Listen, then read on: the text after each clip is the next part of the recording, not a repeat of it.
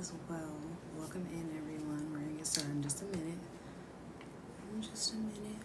If you are new here and do not know who I am, hi, my name is Kendra. I'm a plant-based lifestyle strategist, and I'm here to support you in understanding exactly what's going on with not only our food and the system that we live in, but also understanding how to get back to your body's natural design of healing and release the block that we have, because as a society, we are blocking our healing with the things that we consume, the products that we use.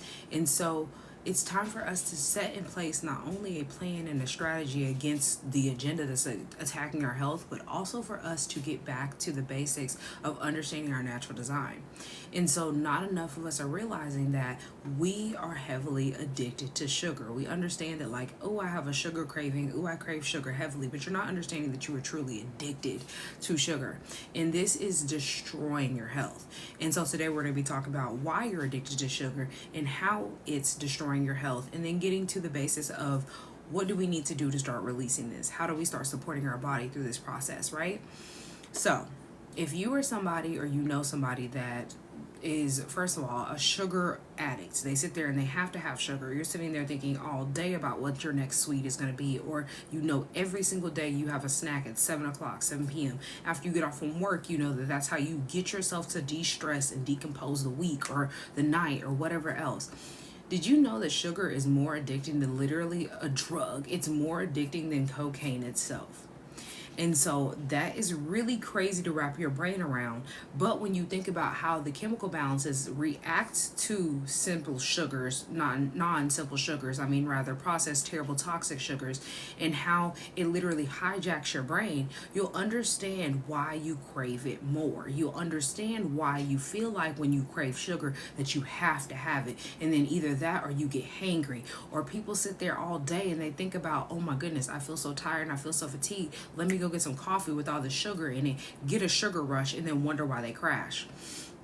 It keeps you in this endless cycle of exhaustion, disease, weight gain, and this all is literally a breeding ground for you to develop things like cancer, right?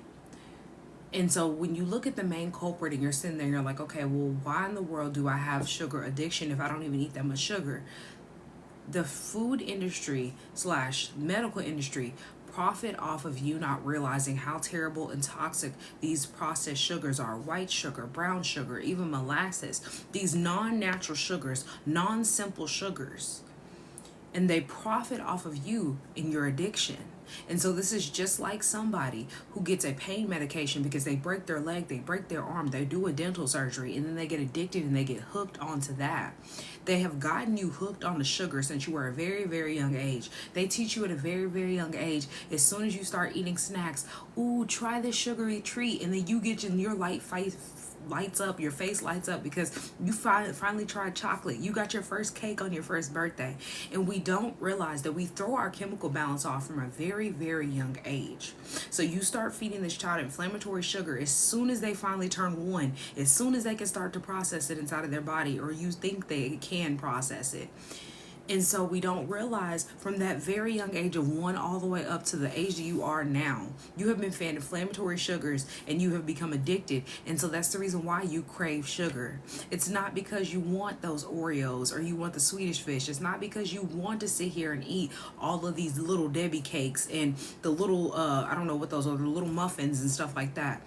It's because it has inflammatory sugar inside of it that throws off your chemical balance because it stimulates your dopamine response.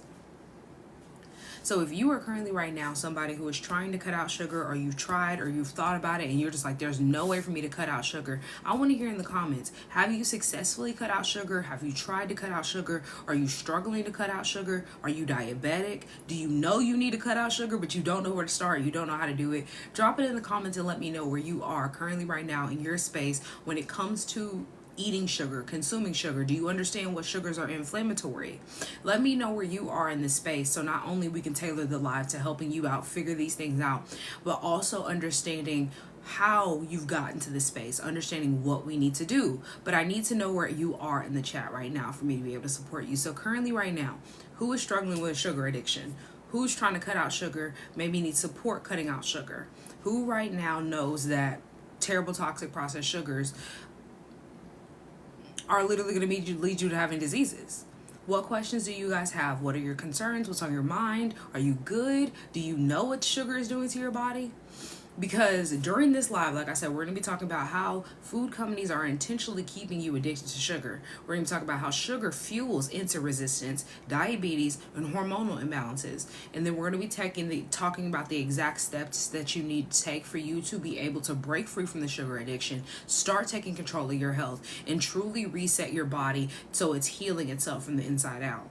Thank you guys for the likes. I really appreciate it. Because if you stay addicted to these terrible processed sugars and you don't realize that you have an addiction, or you don't really see the issue that you need to change, you're putting yourself in a fast track of lowering your metabolism, having a metabolic disease, developing insulin resistance, developing diabetes, even giving yourself brain fog, anxiety, and depression, because you're throwing off your brain's chemical balance. I saw a comment come through. Let me see. I'm struggling giving it up, and my grandma is having the same, my grandchildren have the same addiction.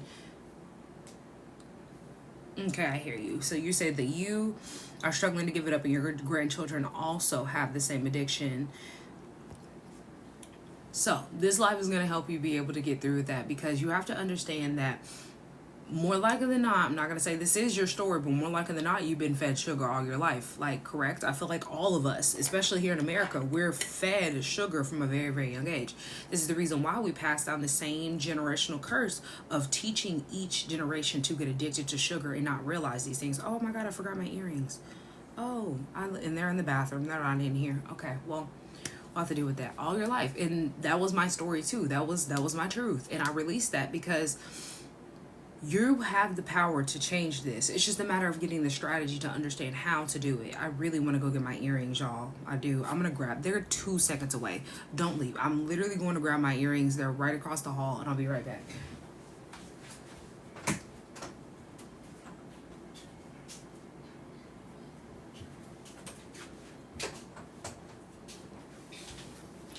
Because I'm not going to lie to you, that was going to bother me if I didn't have them. Okay, now I'm back. It was bothering me just looking because I had my earrings right there on the counter. Okay, so let's talk about how sugar is more addicting than cocaine. Let's talk about how sugar is literally more addicting than an actual literal narcotic, right? Sugar, what does sugar do to your brain? Let's talk about that first, so we can really get an understanding, Kayla. Like, I want you to gain an understanding first, so then, because once you understand where you are, then you can start to deal with the root cause of the issue, right? So, what does sugar do to your brain? Sugar lights up your dopamine reward center. This is your reward hormone response in your brain, that the same way that a stimulant does for a narcotic, a drug, sugar does the same thing. So the kicker is that the more sugar that you eat, the more time that the more you fuel the same dopamine response, the more time you fuel that issue. And so when you sit here and you consume more sugar, you get that feel good hormone, right? You're going to be constantly thinking like, oh, this sugar is good. And this is the reason why when you look back and you're like, oh my God, there was a whole roll of cookies, and you look at the whole roll of cookies and it's gone. It's because you have been sitting here stimulating your brain, and it doesn't cut off to say you're full. It doesn't cut off to say this is enough sugar. And it doesn't make you realize the fact that you have spiked your insulin and you're not balancing it. And so you're just overly feeding it, which causes your body's internal system to have to overcompensate. So your liver is going to overcompensate. Your pancreas is going to overcompensate. Your kidneys is going to overcompensate. Because have you noticed that, like, when you're like, oh, well, I'm just going to grab a few, I'm going to grab 1 or 2 cookies, and then you look and it's like, oh, it's 5, and then you look back and you're like, oh my God, I ate a whole roll of Oreos. That's what happens to the majority of people. And it's not because you just lack willpower and control. It's because your brain is literally hooked to it. So instead of your brain saying, cut this off, I don't need it, your brain is going to keep saying, give me more. And it's too late to the point where then you look back and you're like, oh my God, it's completely gone. And then you have nothing else to feed your brain. And so that's when your brain snaps out of it and goes, oh, okay, I ate it all. I was only supposed to eat a few.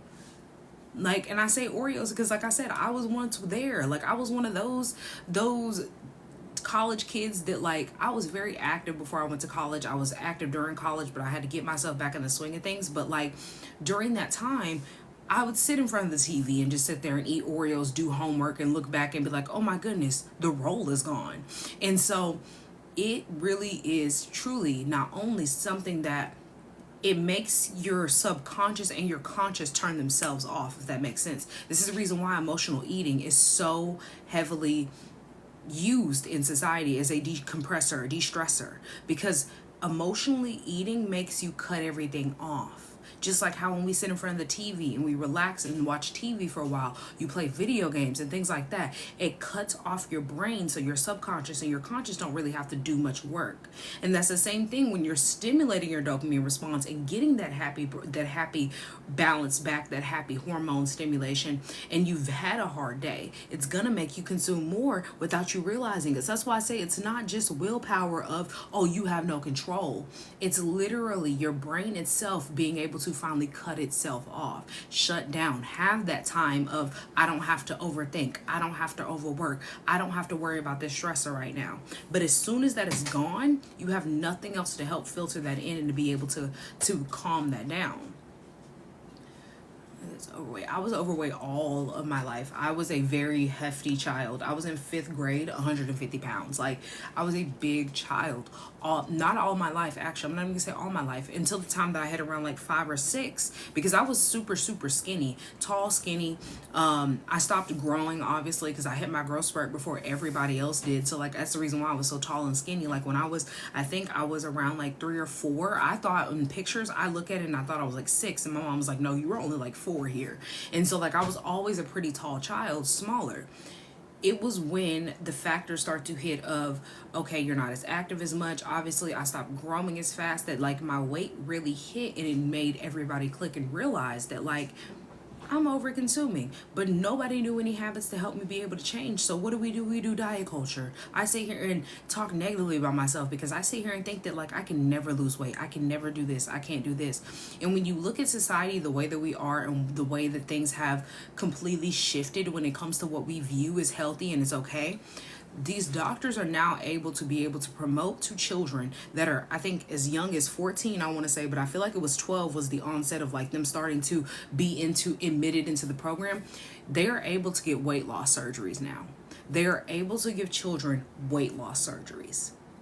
And so when you look at how addicted we are to sugar as a society, and the way that they're all not only projecting the way that we are going to be impacted with diabetes and being overweight, and you look at the fact that they're now suggesting that children can have weight loss surgeries and they're okaying it and they're backing it, this will make you realize, yes, there's an agenda against not only the adults and the young adults, but also the children. There are so many different side effects that they talk about in there, and obviously any surgery is going to have side effects, but when you think about yourself as a 12-year-old, as a 14-year-old, even just a teenager in general, think about how much your body has changed between now and then, whether it's weight rise, puberty, things like that, and you think about them having a weight loss surgery, and it even says one of the side effects is the fact that they could have a disruption of their gut lining of their stomach, and it can cause different issues in the digestional tract. So you do this weight loss surgery for you to be able to lose weight, but then your digestive tract can be completely thrown off, which is going to cause you to gain all the weight back. And kids are not going to be sitting there thinking about the long-term repercussions because they're children. They're not going to be thinking about, oh, in 10 plus years, I could have IBS. In 10 plus years, I could have different issues in my digestive tract and literally have to have a colostomy bag. They're not thinking that way. What are kids thinking about? Oh, I have prom in a few months. Oh, I have to do this. I have to go here. I want to play this sport, but I'm the biggest one on the team. I want to be on cheerleading squad, but I'm the biggest one on the team. That's how kids are thinking, because their concepts, their brain is not fully developed. And so for a doctor to sit there and to suggest, especially in front of a child, yes, go get a weight loss surgery, is baffling to me. It's baffling that they even thought that this was okay to even start to recommend, to support, to start researching, because there shouldn't be any surgeries for weight loss, honestly and truly, unless it's like those shows of My 600-Pound Life. Like, let's really break that down. That's the only time when it's literally to the point where you can't get up, you can't function, you can't do anything. But they're now suggesting for kids, if you spend, I think it was like, it said 6 months, you have to spend 6 months working on yourself. So working on your body, making sure you're trying to lose weight and it just won't budge. Then you can have the surgery. So when you really sit here and look and you think about that, it blows my mind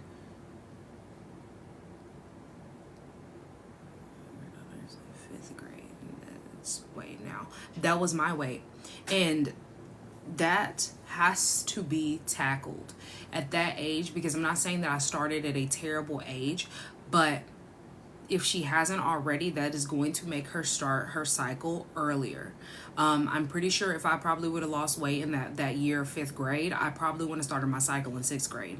Because when you look and you observe, because I worked with kids for 5 years, when you observe overweight children specifically, and that time period of them gaining that weight fluctuation of like, oh, okay, you've gained a lot of weight, and you're kind of looking at them and you're like, you weren't that big before, and it's making you sit there and think like, okay, well, you just haven't been active, you ain't been outside, you probably been in front of TVs, like you're thinking all of these things. You have to start looking at the signs to realize that they're probably going through the symptoms before they start their cycle. Because there were signs, when I look back, there were signs to let me know, my parents, everybody around me know that I was starting my menstrual cycle. And that is not necessarily something that is like, oh, you shouldn't be starting that early, but it's something that should be a trigger warning to let you know that like, okay, you're starting to have your cycle symptoms already, and you've gained a whole bunch of weight. So that means there's a hormone imbalance. And not a lot of people are realizing that sugar throws off your hormone balance. And so when you're over consuming this sugar, you're having weight fluctuation, you're having this fatigue, you're having this mental fog, you're sitting here dealing with depression, anxiety, panic attacks, you're sitting here dealing with PCOS and fibroids. All of this is because your hormones have been thrown off because of overloaded inflammation. And so how the food industry keeps you addicted is because they hide sugar in literally everything. They do tests, literally, they do tests. Oh, I'm sorry, you have to say that again, Kayla, but they do tests in labs, right? So they do tests, and this is how they keep you addicted to eating all your salty, sugary snacks or whatever, because they literally realize that during their studies, when they give you a overload of salt, sugar, and unhealthy fats, that stimulates your dopamine response and cuts off your hunger responses. So it cuts off that response to let you know, okay, I'm no longer hungry, I'm full, I'm good, I ate enough. It cuts that off. And then it also stimulates your dopamine, so then you keep eating it and you don't feel full. So this is why you have to stop kids from eating certain snacks, because then, in an hour or two, they're going to be coming and complaining to you, talking about how their stomach is hurting because they ate an overload of chocolate, they ate a whole bunch of salt, whatever else, and they're sitting there complaining. It's because they cut off their dopamine response. They cut on their dopamine response and cut off their stomach. And so that hormone literally has been turned off because they got an overload of unhealthy fats, a whole bunch of unhealthy sugars, and an overload of salt. Because there are healthy sugars out there, which we will get to. But they put it in everything, even the healthy foods that they label, granola bars, yogurt, bread, the things that they promote is a healthy alternative. You need to look at how much sugar they put inside of it. Because when you flip that bar around that they're talking about, it's a fiber 1 bar, it's a Nutri-Grain bar, oh, it's supposed to be a healthy weight loss bar. You can look, and more likely than not, it usually has over 20 grams of sugar in it, when that is completely over the serving size. And so you have this little itty bitty bar of 20 grams of sugar, when I'm pretty sure your daily intake is not supposed to be more than, I think, a couple of teaspoons, tablespoons, something like that. And when you think about how much you eat, so processed foods, you cooking, all of that included, how much sugar you're microdosing yourself all day, every day, which is the same thing as you literally being addicted to a drug and microdosing yourself every single day, all day. They've made us addicts. And so now the question is, are you going to keep eating these or having these manufactured cravings by eating these processed foods that are designed to give you that perfect ratio of sugar, unhealthy fats, and salt that make you overeat? Are you going to keep sitting there feeding into companies that literally know how to sit here and make you addicted to sugar, make you addicted to their snacks, so you keep eating them? This little piece of hair won't lay down. The more you crave them, the more you buy them. You know this because when you go to the grocery store, everybody says this when you're first trying to figure out, okay, how do I start grocery shopping, right? They tell you, what's the one thing that you tell somebody who is first starting to grocery shop, who has never grocery shopped, who's living on their own? You never go to the grocery store when you're hungry. Why is that? Why is that? And I know you know. You go to the grocery store and you're starving. So what are you going to start doing? You're going to start picking up every single thing that you see that you know what it is. You know what it tastes like. Ooh, this tastes good. Ooh, I like those. That's my favorite snack. Oh, I want some ice cream tonight. Oh, I want some pizza. And you're looking at your cart and it's a bunch of junk. Thank you for the follows. It's a bunch of quick things that you can cook quickly because you're hungry. It's a bunch of just processed things because you know this is quick, fast, this is easy. Ooh, this tastes good. Ooh, that has a whole bunch of sugar in it. And you're not thinking of it that way. You're thinking, oh, it's a meal. But that's how your brain is responding because you're shopping when you're hungry. And so the question is, have you tried quitting sugar? And if you have not, do you know how long it takes realistically for you to get unaddicted to sugar? Because it's not that long. It might seem long in the moment, but it's not that long. And do you know the process for you to be able to stop yourself from craving all these terrible toxic sugars and stay away from them? Because it can be simplified. So how can we make that change? You make that change by first realizing that, okay, so if you love Oreos so much, do you understand that there are different Oreos that are healthier? You can make Oreos at home. Do you understand the fact that, okay, if you want to quit your sugar cravings, it only takes 2 weeks of your hard dedication to not consuming these terrible processed sugars, to not even crave sugar at all anymore? But you have to work your way up to that. I quit sugar, what was it? It was June of this year, but I worked between the month of April and May to get myself set up to stop eating sugar by June because I wanted my skin to be clear by July because my birthday is in July. And so I had a goal for July to not only slim down, but also my skin to be clear because I don't wear makeup on the normal basis anyway, and I knew we were going to be outside. And so there was 2 things that I wanted. So what did I do? I started to prepare myself to get rid of the sugar cravings. Not a lot of people, I'm not saying you can't, but not a lot of people cannot just quit cold turkey anything. Whether it's consuming meat, consuming dairy, consuming sugar. But when you set yourself up for success and you set yourself up for those times where you're hungry and you have cravings, for those times when you just really want to emotionally eat, if you are an emotional eater, when you set yourself up to have those bad moments, then it's smooth sailing, honestly and truly. But when you don't set yourself up, this is when you sit there and you get mad because you have nothing to snack on. You get hangry. This is when you sit here and you flip back because you believe that, okay, I can do diet culture, so I can do this for a week and then go back to eating the way that I was, when that's not going to help you get rid of the addiction. And so you have to prepare yourself in this process. So when you're sitting here and go like, okay, but like, what is the real cost of this sugar? Like, yes, obviously it's not good for me. I eat an overload. But let's talk about how it's destroying your health completely. So when you look at the overload of sugar is destroying your body because it's causing insulin resistance and diabetes, your sugar flows and floods your bloodstream. This is forcing your body to pump out more insulin and then make more insulin to compensate what it's pumping out. And then over time, your cells are going to stop responding to the insulin overall, which is going to cause insulin resistance, weight gain, and then eventually leading you to having diabetes. You also have to look during this time of you developing insulin resistance, all of your hormones are going to be off. So you're going to have hormone imbalances because the sugar is spiking your cortisol. Cortisol is your body's stress hormone. So now your body is in fight or flight mode. Now your body is panicking and it's fighting to stay alive. So this disrupts your estrogen and your progesterone in women.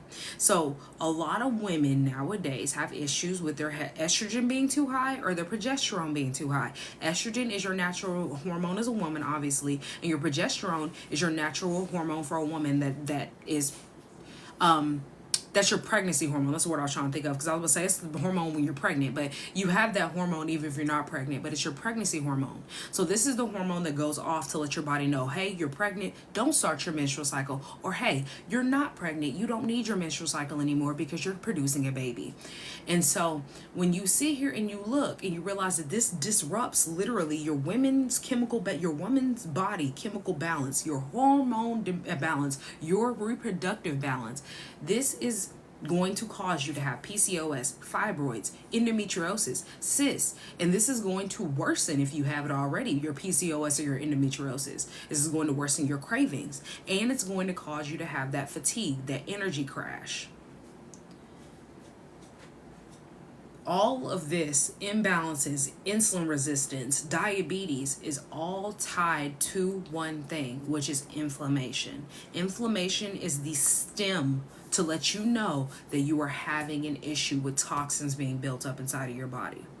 Inflammation is going to cause you to sit here and not only, like I said, have that fatigue. It's also going to cause you to internally age yourself as well as externally age yourself. It's going to cause skin issues. It's going to cause fatigue, mental fog. It's going to cause gut related issues, which literally directly connects to your brain. And so this is going to throw off your gut's pH balance. It's going to throw off your digestive tract. All of your essential functions are going to be thrown off. And so sugar causes chronic inflammation. This is going to speed up your aging process because your joints are going to be overworking, your brain's going to be overworking, your liver, your kidney, your heart, your pancreas, all of them are going to be overworking. And coroners are doing autopsies on bodies, and they're literally coming out and telling people, and well, not loud enough, but they're letting people know the fact that people's internal organs are 3 times their actual age. So they're doing autopsies on people in their 30s and their organs are in their 60s. This should be a key vital sign to let people know that we are not taking care of our body the way that it needs to be, and we are putting ourselves in fight or flight mode consistently. Because that's what that looks like. Consistent stress and consistent overworking stress now is making your organs work overtime and then age themselves internally. Because we know what external stress looks like. We know when you are externally stressed, it can cause acne. It causes you to literally look like you're dehydrated, you're tired, you get bags. You might gain weight, you might lose weight. So that's what your body is going through internally. Yes, it looks differently because these are your organs, but that's what your body is going through. That external stress is also happening internally. Thank you for the shares and the likes and the follows, guys. I really, really appreciate it. And so let's get back to the gut damage and the immune issues that you're going to have, because the excess sugar feeds your gut bacteria, the bad gut bacteria to be specific. And sugar also feeds yeast. Yeast and sugar go hand to hand. So if you have an overload of candida, that's going to help that keep aging and growing inside of your gut biome. This is going to sit here and cause you to have bloating, skin issues, autoimmune diseases. Why throw off your gut balance, which also in return throws off your brain, instead of rebalancing it and understanding how to support your gut? Because you can still have a craving of, oh, I want something sweet, and not completely throw off your system. But not enough people know how to do this. And how you know not enough people know how to do this is when you look at the statistics of the numbers of how many people on average can overconsume sugar and how many people are diabetic in our society. On average, in America alone, people they consume about 77 grams of sugar a day. 77 grams. That is more than 3 times the recommended amount. More than 3 times of the recommended amount on the daily.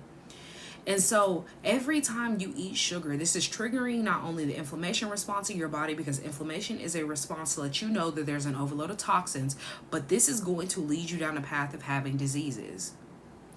Why keep eating yourself into disease and illness when you can eat yourself into health and healing, and then stay in the space of healing? And even when you have a craving, still feed a craving and feed your body what it needs of nutrients. Every single time that you eat, every meal that you eat, you damage it more, and you keep getting worse because you keep waiting to change anything, or you believe diet culture is helping you. Even though with diet culture's track record, and you look at when people do diet culture, they do Jenny Craig, they do Weight Watchers. How many people honestly and truly are sitting back and they look as good as when they first started and were losing all the weight to when they ended? Because when you sit here and you do diet culture, what happens? You do this momentary facade of, oh, I'm not going to eat bread, I'm not going to eat sugar, I'm not going to consume dairy. And then within the 3 months or however long you do it, you quit and you're like, okay, now what? And you go back to your old habits. You gain weight back, you look worse, your inflammation's all-time high because you went back and forth. So that back and forth puts your body in a more stressed out state than when it started. You do not have to keep doing this to yourself. And so if you don't want to worsen your damage, and you are still here right now and you're trying to figure out how in the world do I break free and how do I heal, because I see your comment, I see you, Samantha. This is how you heal your sugar addiction, and this is how you break free, okay?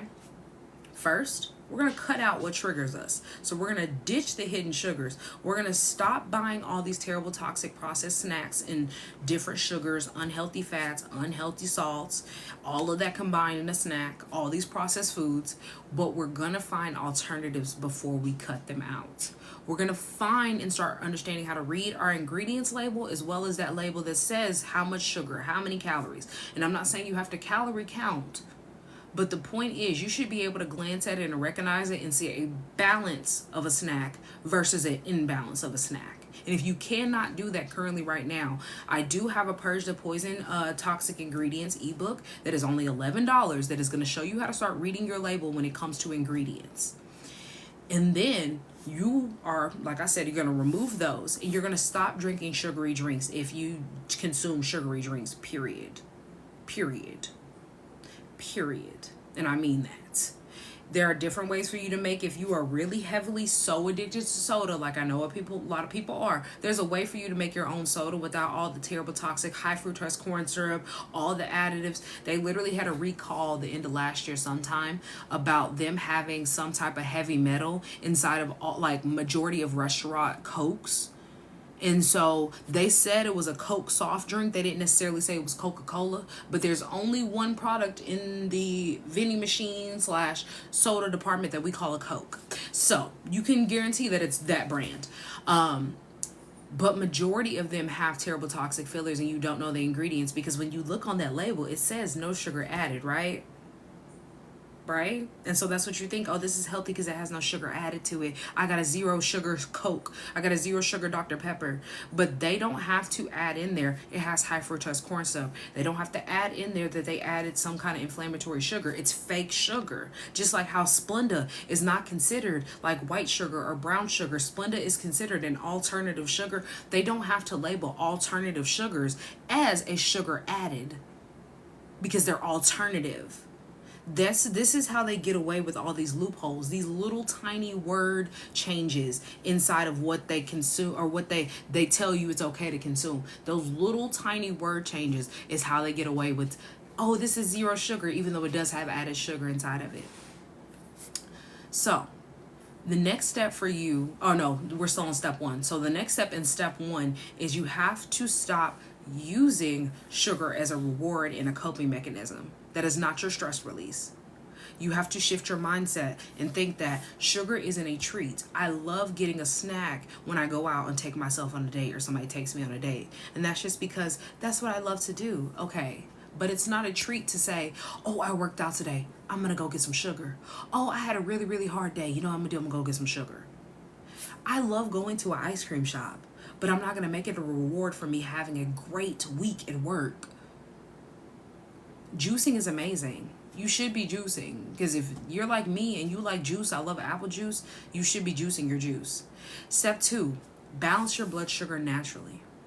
Understand that you should start your day with a healthy protein and a healthy fat. And that comes outside of meat. You should start your day off with a healthy protein and a healthy fat. So you should be getting yourself some fruits to start your day to flush, with water to start your day with flush, right? But that is going to spike your blood sugar. And so majority of people who have diabetes or pre-diabetic, they freak out when you say start your day with sugar.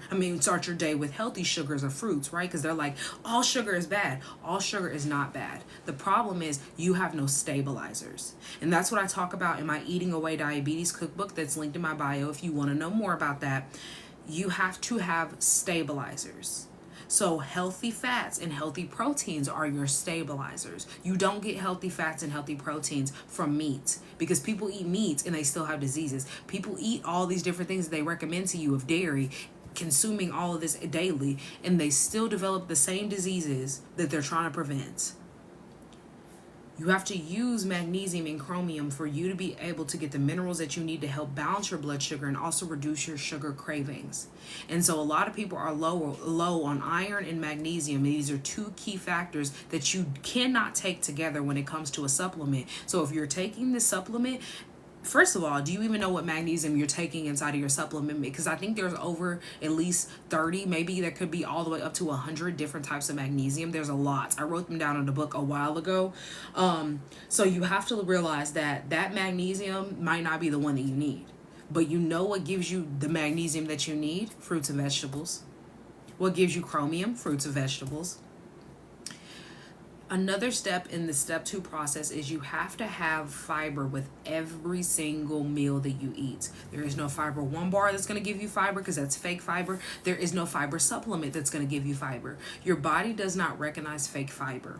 All it does is take it and does not absorb it, but instead stores it and tries to use it later on. When it can't, it moves it onto another place or keeps it stored in the same place, which is a fat pocket. You never release these toxins that you keep feeding yourself because you think that you need a fiber supplement when that's fake fiber. You need the natural fiber that your body recognizes, which comes from food, fruits and vegetables. This helps you slow down your sugar absorption and keeps you feeling full longer. So then you not only are going to be able to stop yourself from overeating, but when you have a craving, you're not going to be able to eat that much because you're going to be full. Step 3, which this was step 1, but we're going to talk about it again. Replacing and don't restrict, because this is a key factor. We talked about how when you are cutting things out, you have to be able to replace, right? Because when you are replacing, you have something to fall back on when you have those hard days, when you want a snack, when you feel like, oh my goodness, like I know I'm not supposed to be treating myself with a reward, but I'm learning. It gives you something during that learning process, during that reprogramming process. And so don't restrict. Instead of you sitting here eating all this Swedish fish, all your favorite candies and gummies and things like that, find some chocolate. If you like chocolate, find a dark chocolate. It's not going to poison you. Find you something you can eat berries. Combine the two. Find you a snack that gives you, okay, for instance, I like to eat strawberries with chocolate, right? Okay, so why can't you make your own chocolate at home? Why do you have to go get the inflammatory chocolate that's on the shelf? That's the easy, quick melted. Why do you have to get Hershey's that you know has heavy metals in it? If you don't know. Find an alternative that keeps you from having to restrict, but also supports you during the process of you getting rid of all the terrible toxic habits that have led you here. Because you don't have to be sitting here poisoning yourself in order for you to feed a craving. You can feed a craving without poisoning yourself, okay? Instead of soda, start finding alternatives. If you juice, make juices. If you want to drink something carbonated and you're really stuck on drinking something carbonated, do you know how to make Sprite at home?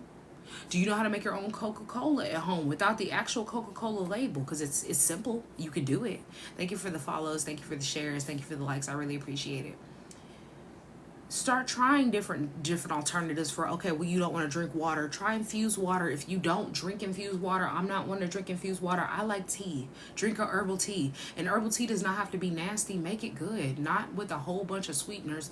But learn what flowers naturally sweeten it. Learn what herbs are bitter. If you want to learn more about herbs, do not start with herbs first. You have to start with food first. But learning about how to support your healing process with herbs is a complete, not only like speed drive through your journey, but not a speed drive through, but like a speeding up process, but it helps you.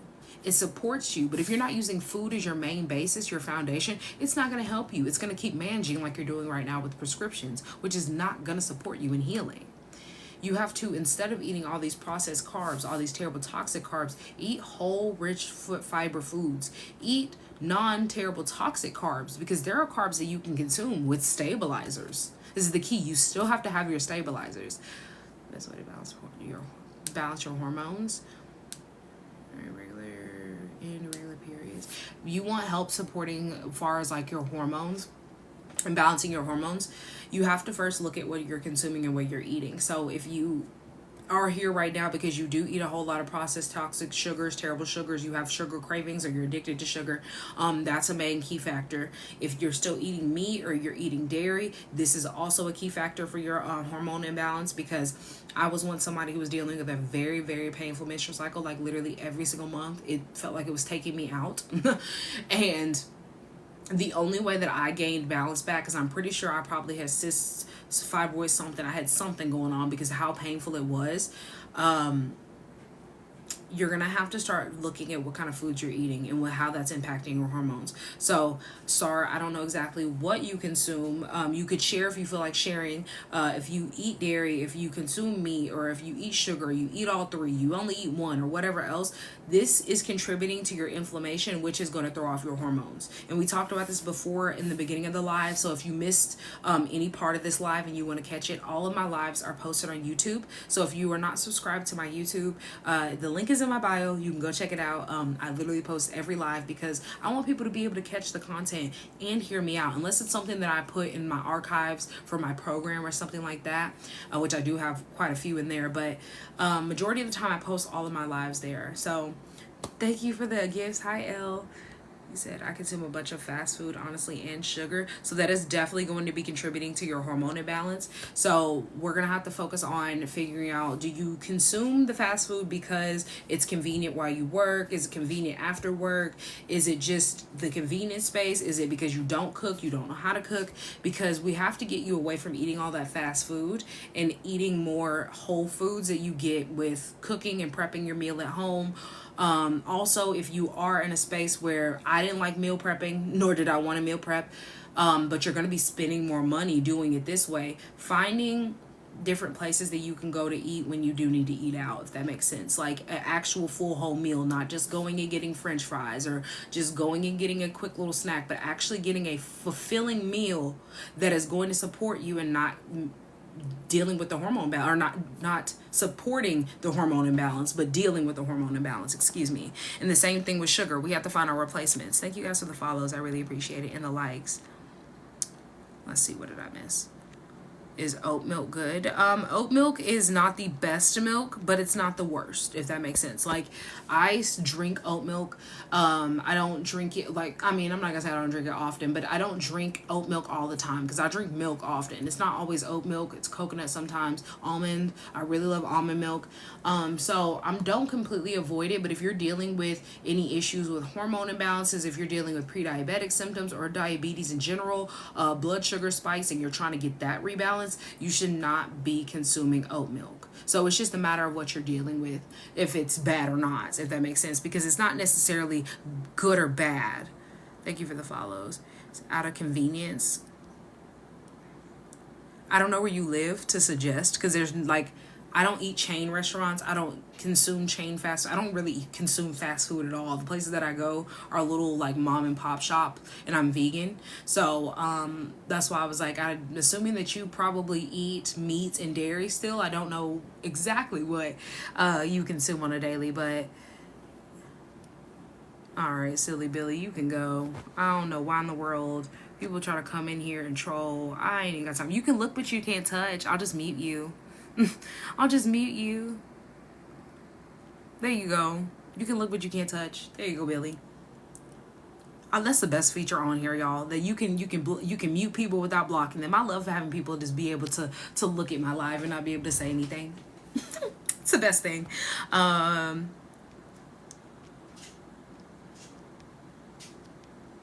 Thank you for the follows. Let me see. I'm trying to catch up.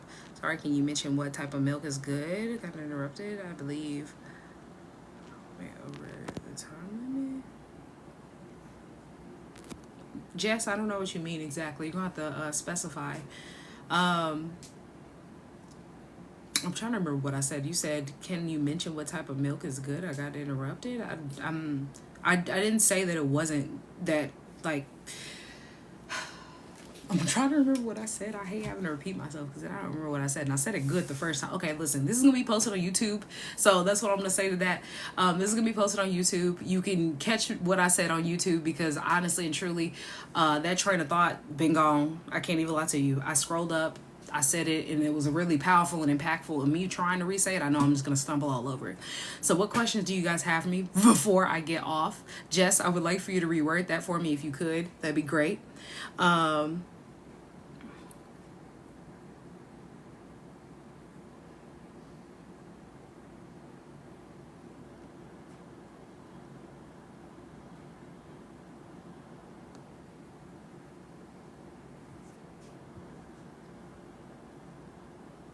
Oh, no, Samantha, I remember your question.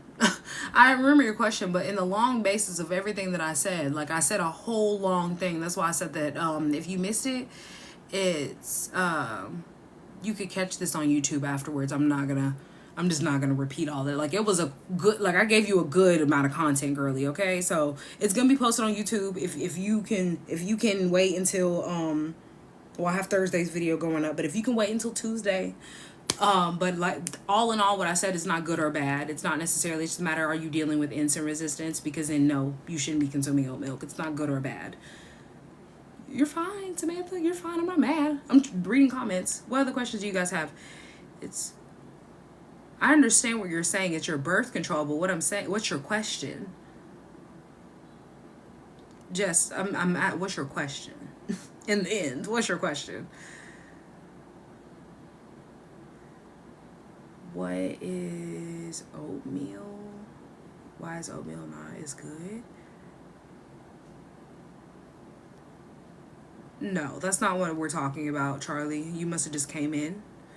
I didn't say oat milk isn't good or bad. What I said is, if you were dealing with insulin resistance, okay, I'm going to repeat this one more time because obviously people are not hearing me. And I'm going to say this. If you were dealing with insulin resistance, diabetes, pre-diabetic symptoms, oat milk is going to cause an insulin spike because this is not something that is simplified, if that makes sense. So, like, you getting, oh my God, I can't think of what they are. I'm trying to think of, because like you getting instant oats, that's not a simplified. That is a processed food. You getting, I can't think of whole steel oats. That's what it is. Steel cut oats. Steel cut oats are the simplified version of oats. That is simplified. You can eat those oats, right? But when you're dealing with the oats that they use for oatmeal, oat milk, those are processed. Those are the ones that you consume that are kind of similar to your instant oats, but not exactly like that. So it's going to cause an insulin spike, which can be balanced and simplified when you have stabilizers. But when you're already dealing with pre-diabetic symptoms, you're already dealing with diabetes, or just trying to figure out why your insulin is spiking, you're trying to heal that, you should not be consuming oat milk, especially as much as I consume milk. Now, if you drink milk like once a month, okay, that's not bad. But if you're like me, that you're drinking milk a couple of times a week and you're trying to heal, you cannot do both. That's not going to work. It's going to do you a disservice when there are plenty of alternatives of milk. Oat milk is not the only milk out there. There's hemp milk. There's oh my God, I literally went blank. There's oat milk, there's almond milk, there's hemp milk, there's oh, there was one I just saw. Coconut milk. I can't think of. I was like, I drink coconut milk. I couldn't think of it right then and there. There's a ton of different alternatives besides you just strictly going to oat milk. And if you're dealing with inflammation, that's also could be causing an issue as well.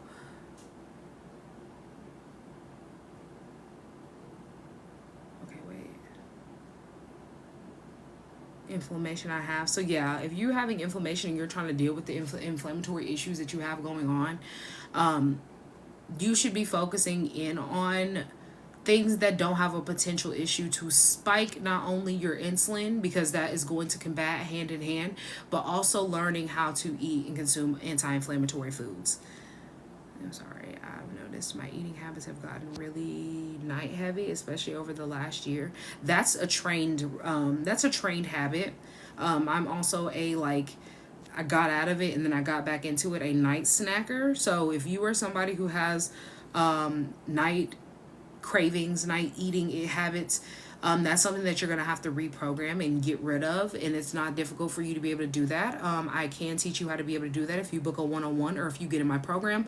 That is something that I would help with in that space, more so in a one-on-one. But if you are ready to learn how to be plant-based, understand how to make plant-based meals, understand how to make plant-based medicine, also plant-based products, non-toxic products, and then sustainable habits, that's what I do in the program. It's a full 12-week, full out, this is how I live a plant-based lifestyle, this is what I do. But if you're just looking for that specific help, you can book a one-on-one and we can talk about that and give you a strategy plan that is tailored just for you. They're linked in my bio. You can get everything with Klarna, Affirm, or Afterpay.